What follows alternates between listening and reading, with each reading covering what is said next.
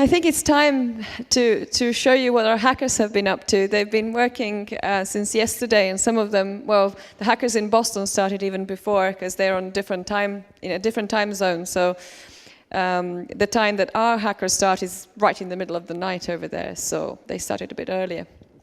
And this whole thing will be introduced to you by a hacker coordinator and hacker extraordinaire, Adam John Williams. Some of you may have come across Adam before. He's been with us now for, actually he's been with us since the beginning, but he originally participated as a hacker. He won the Grand Challenge in 2012, which was the EMI Challenge, where he actually made a completely new type of bass guitar. And again, the Grand Challenge in 2013, which was the Cisco Challenge. And then we sort of said, okay, you keep winning all the Grand Challenges. I think you should actually be on the other side and kind of helping other guys learn how to hack. But Adam has an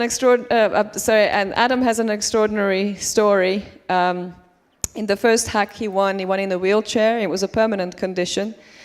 The second hack he won standing up, and it was a bit of a miracle. We thought we were going to lose him that year. He had a major stroke, and after some therapy, he lost some of his foreign languages. Hence, he can't speak French to you anymore. But he managed to. It's been awkward this time. Yeah. I hadn't been in a French-speaking country since before it happened, and it's been kind of unusual. It's all a bit of a déjà vu.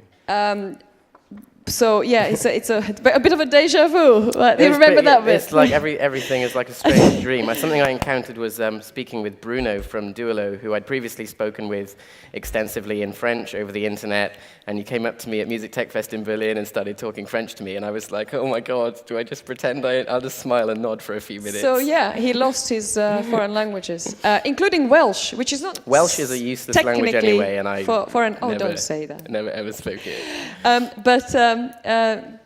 But he actually, with some therapy, was able to reinstate motorics and started to walk miraculously. So, I mean, I had a complete shock when I first saw him. And for those of you who have heard this story before, I'm sorry if I'm boring you with it, but it's such an important part of this because there was another aspect. You heard about synesthesia just a little while ago, and another thing that happened to Adam was that he was highly synesthetic.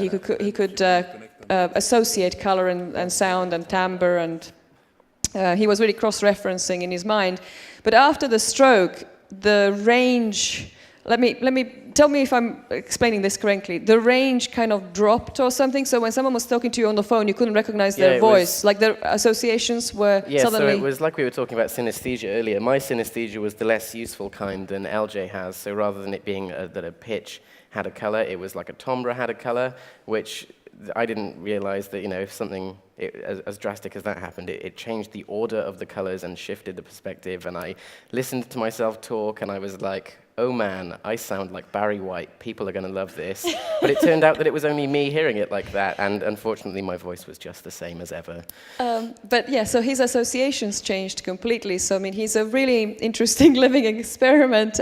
Some people like Beardy Man, whom we work with quite a lot, and some of our guys developed some fantastic technologies for him. He said Adam was one of the most interesting people he'd ever met in this respect. And even after all of this, we took him then on tour in New Zealand to run Music Tech Fest New Zealand, then Music Tech Fest Boston. And in New Zealand, he actually ended up jumping off the Sky Tower, bungee jumping off the Sky Tower twice. And I was thinking, what have we done? And then he came back to London for a health check, and they told him he'd never been healthier. So, I don't know, something must be happening.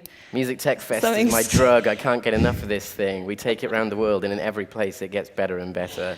And what a place to host it at URCAM. Absolutely. Just I mean, this has been a brief moment, I would like everyone to join me in putting a hand together for all of the URCAM guys who have been absolutely wonderful in welcoming us here.